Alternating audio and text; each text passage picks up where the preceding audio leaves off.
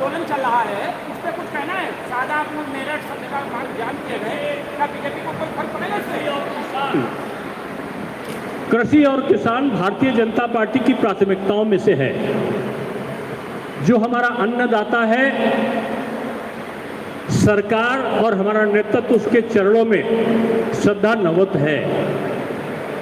लेकिन चुनाव को नजदीक आते देखकर कुछ राजनीतिक मंतव्यों वाले लोग, जिन पर राजनीतिक दलों का वरद हस्त है, वो भेष बदल बदल कर विभिन्न प्रकार के मुद्दों पर आंदोलन करके सरकार को बदनाम करने का काम करेंगे। ऐसे लोगों को आप जानते हैं कि उन्होंने भेष बदलकर पिछले बार भी चुनाव लड़ा था और जमानत जब्त हुई थी। ऐसे कुछ लोग विभिन्न स्वरूपों में आकर जनता को भ्रमित करने का काम कर सकते हैं। तो मैं यही कह सकता हूं कि उनका कोई जनता उनको संज्ञान में लेने वाली नहीं है। चुनाव के करीब आप खड़े हैं, तो लगता नहीं किसानों को कोई नुकसान नहीं होगा क्या?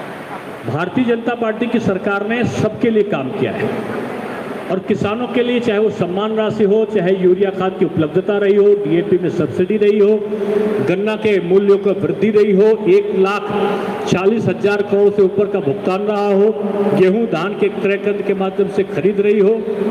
सरकार के जो कार्य हैं, आज उनके आधार पर हम कह सकते हैं कि किसान केवल और केवल भारतीय जनता पार्टी और उसकी सरकार के साथ है।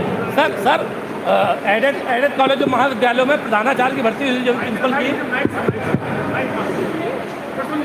हेलो, ये नहीं, आप प्रदेश के बारे में पूछिए।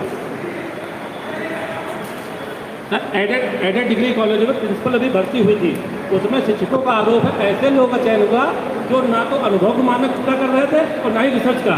शिक्षक आप तो प्रदेश में पहले व्यक्ति हैं, मैं समझता हूँ इससे अधिक पारदर्शी व्यवस्था आज तक कभी नहीं हुई थी। और जिन शिक्षकों का चयन हुआ है उनकी पद स्थापना भी पूरी हो चुकी है। धन्यवाद। सर, यूपी में अब 5 दिवसीय दौरे में प्रियंका गांधी आई है, क्या कहेंगे? नहीं, सबको आने का अधिकार है। मैंने पहला एक वक्तव्य दिया कि कुछ लोग हैं जो 4.5 वर्षों तक घरों से नहीं निकलते, 4.5 वर्ष पूरा होते ही वो अपने परिवार के साथ राजनीतिक पर्यटन यात्रा पर निकल जाते हैं।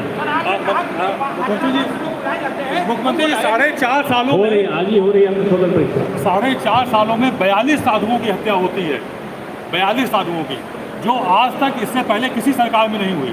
दूसरी मुझको नहीं लगता कि आपका यह आंकड़ा सही होगा, नहीं प्रमाण सही, लेकिन हत्या किसी सामान्य व्यक्ति की हो या किसी की भी हो, पहले भी ऐसा नहीं हुआ होगा कि सरकार ने कठोरतम कार्रवाई तत्काल करी हो।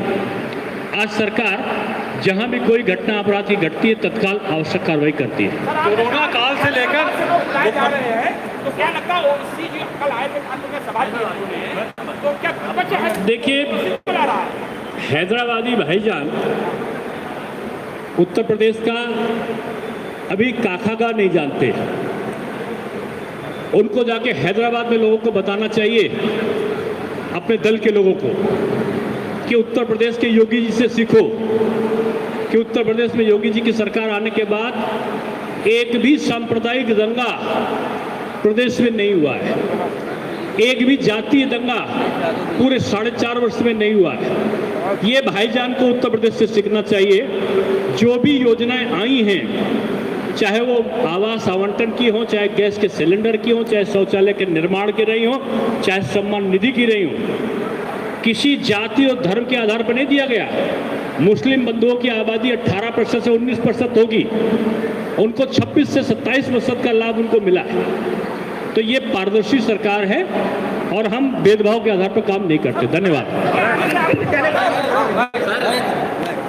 बिजली फ्री के लिए